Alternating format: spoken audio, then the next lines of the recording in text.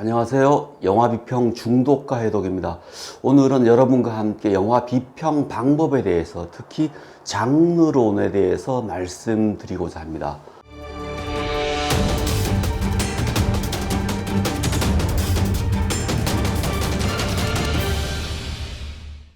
영화를 비평할 때 그냥 글을 쓴다고 또는 그냥 해석을 한다고 생각하실 수 있겠지만 결코 그렇지 않습니다. 글을 쓰거나 해석을 하려면 특정 방법론에 입각해서 영화를 먼저 분석하는 작업이 선행되어야 하기 때문입니다. 제가 처음 이 사이트를 시작하면서 비평을 이야기할 때 비평은 작품을 해석하는 것이라고 했습니다. 사실 비평은 해석하는 것 그 이상도 그 이하도 아닙니다.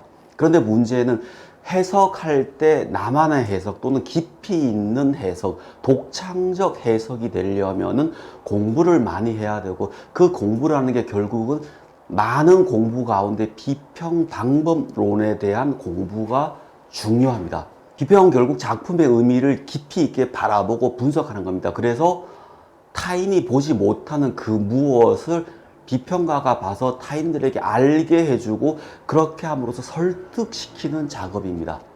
그러다 보니까 비평에는 방법론이 중요할 수밖에 없습니다. 같은 영화라고 하더라도 비평 방법론에 따라서 전혀 다르게 해석이 가능합니다. 가령 기생충을 두고 작가론적 시각에서 비평할 수도 있고요, 장르론적 시각에서 비평할 수도 있고, 정신분석학이나 구조주의 입장에서 비평할 수도 있으며, 페미니즘으로 분석할 수도 있습니다. 이럴 때 각각 바라보는 프리즘이 다르기 때문에 거기서 드러나는 내용들 역시 아주 다양하게 다를 수밖에 없습니다. 결국 비평 방법론을 공부한다는 것은 각각의 방법론을 공부한다는 것이고, 그것들은 결국 서사와 스타일과 매체와 주체와 관객과 그 안에 있는 기호들까지의 작용, 이 모든 것들을 읽어나가는 여러 방법들을 공부한다는 것을 의미합니다. 오늘은 먼저 여러분께 장르론에 대해서 말씀드리겠습니다. 장르는 비평을 할 때 가장 많이 사용하는 방법입니다. 제가 볼 때 만약 여러분들이 비평가를 지망하신다면은 장르와 감독론 두 개만 아시면은 바로 글을 쓰실 수 있습니다. 그만큼 장르는 굉장히 중요합니다. 장르는 흔히 이야기할 때 할리우드의 산물입니다. 1920년대 세계 영화사에서 영화가 이제 빛을 발휘해서 각각의 어떤 불특정한 것들이 눈에 보이는 구체적인 것들로 나왔을 때, 소비에트 신생공화국은 몽따주를 비롯한 편집을 중시하게 여겼고, 독일은 표현주의라는 인간 속에 있는 어두운 무의식을 어떻게 영화가 보여주는가, 이 부분에 집중했다면, 프랑스는 영화가 어떻게 새로운 예술인가 하는 부분에 집중했고, 미국은 영화가 어떻게 산업이고 돈이 되는가 하는 부분에 집중했습니다. 그리고 그 중심에 장르가 있습니다. 미국 영화사를 공부할 때 가장 의문이 드는 것은 첫째 그겁니다. 왜 할리우드의 스튜디오가 구축되었는가입니다. 그러니까 미국의 모든 중심은 동부에 있죠. 그런데 유독 영화만 서부에 있습니다. 거기에는 사연이 있는 것이. 그리고 왜 그들은 비슷한 이야기인 장르를 통해서 산업 구조를 구축했는가. 사실 두 부분을 알면 장르에 대한 공부는 거의 끝났다고 할 수 있습니다. 제가 지금 여기서 이런 것에 대해서 다 이야기를 할 수 없습니다.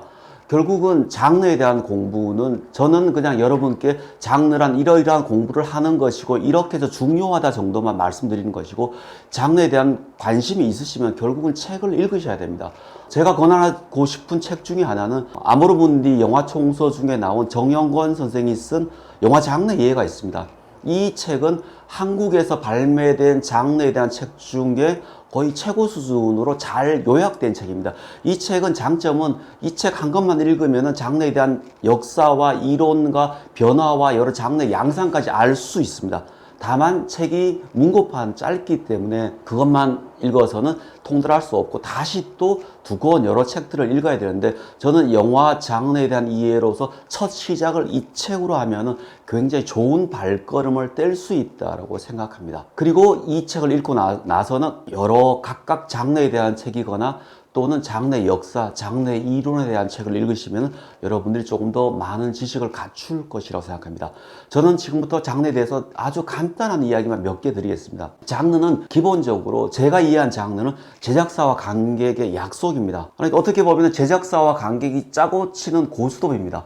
관객들이 웃음을 원하면 코미디라는 틀 속에서 제작자가 만들어주는 것이죠. 울음을 원한다면 멜로라는 코드 속에서 그런 이야기를 보여주는 겁니다. 자, 그런데 이제 우리는 그런 생각을 합니다. 그렇다면 저런 단순한 장르는 정말 질이 떨어지고 안 좋거나 또는 너무 단순한 거 아닌가 싶은데 결코 그렇지 않습니다. 관객들이 많이 드는 영화들은 대부분 장르 영화입니다. 그리고 1000만 이상 든 영화들은 하나의 장르에다가 몇 개를 섞은 하이브리드로 갑니다. 가령 극한 직업은 이제 코미디죠. 국제시장은 이제 멜로드라마 코드가 베테랑 태극기 날리며 액션의 어떤 전쟁 영화 많이 들어가 있습니다. 자, 이렇게 따지면은 한 장르에 여러 개를 섞어서 관객들이 원하는 또는 관객들에게 익숙한 이야기 코드로 가서 조금씩 변형하는 것입니다.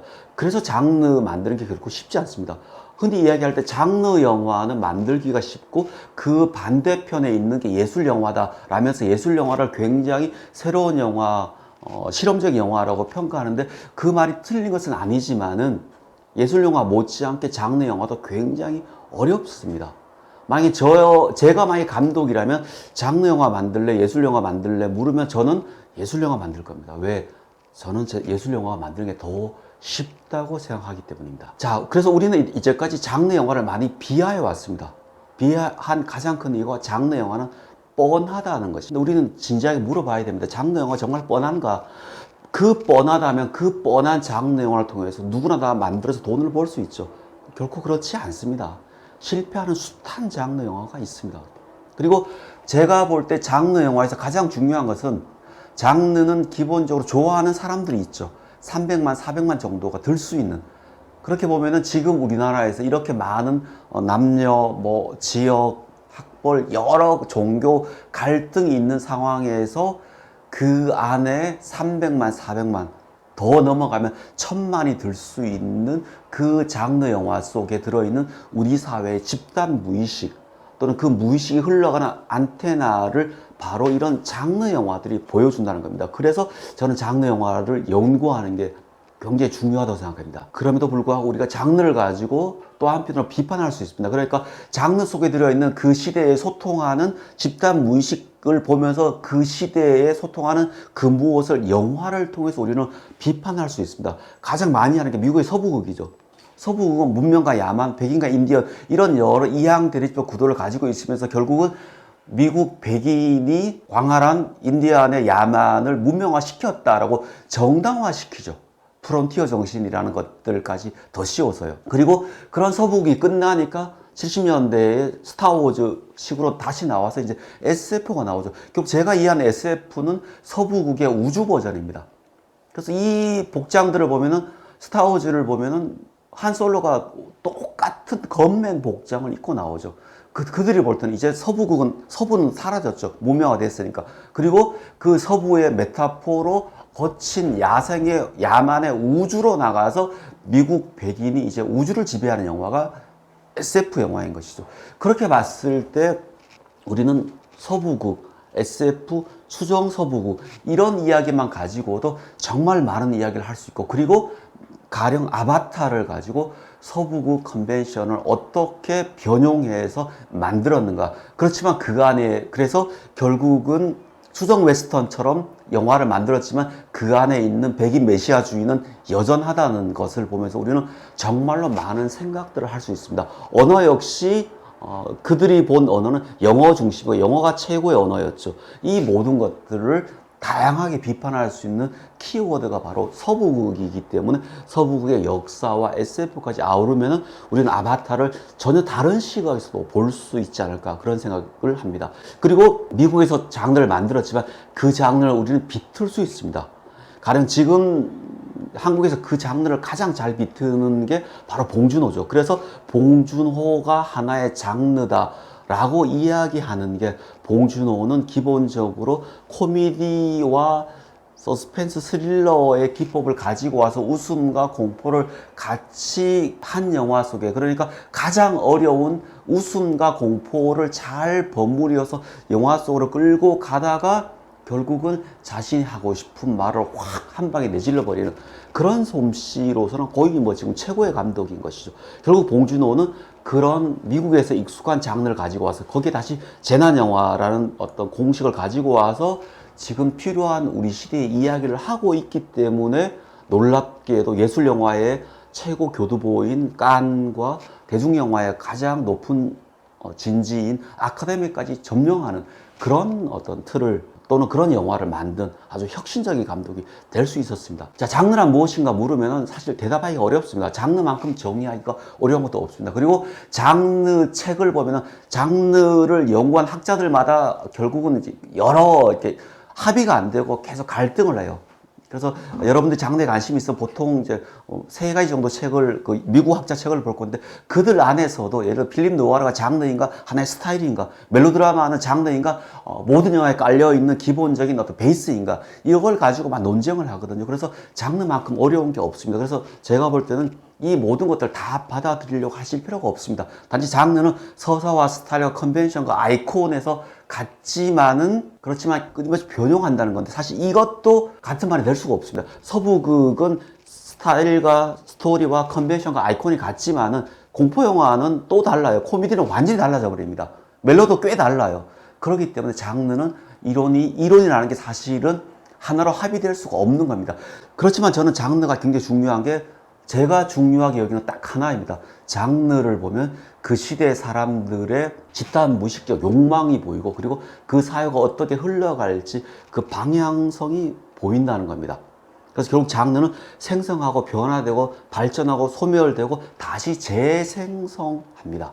이를 통해서 그 시대와 사회를 우리가 읽을 수 있습니다. 특히 할리우드가 또 비교할 때 할리우드의 어떤 특정 장르와 한국의 특정 장르를 비교해서 어떻게 다른가, 결국 그 시대에 토착화 되면서 무엇이 다른가를 우리가 알 수 있습니다.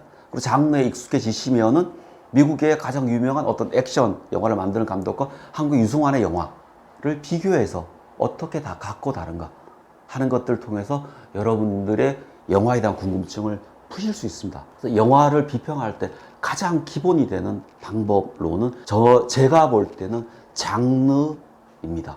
장르를 아신다면 감히 저는 영화에 대해서 50% 이상을 이미 알고 있다라고 말씀드리고 싶습니다. 이 말을 거꾸로 하면 그만큼 장르에 대해서는 공부하기가 어렵고 이해할 것이 많다는 것입니다. 자, 오늘은 장르에 대해서 어떻게 보면 약간 따분한 또는 이론적인 말씀을 드렸는데요. 다음에는 좀 더 재미있게 구체적 작품이나 작가 시각에서 말씀드리도록 하겠습니다. 감사합니다.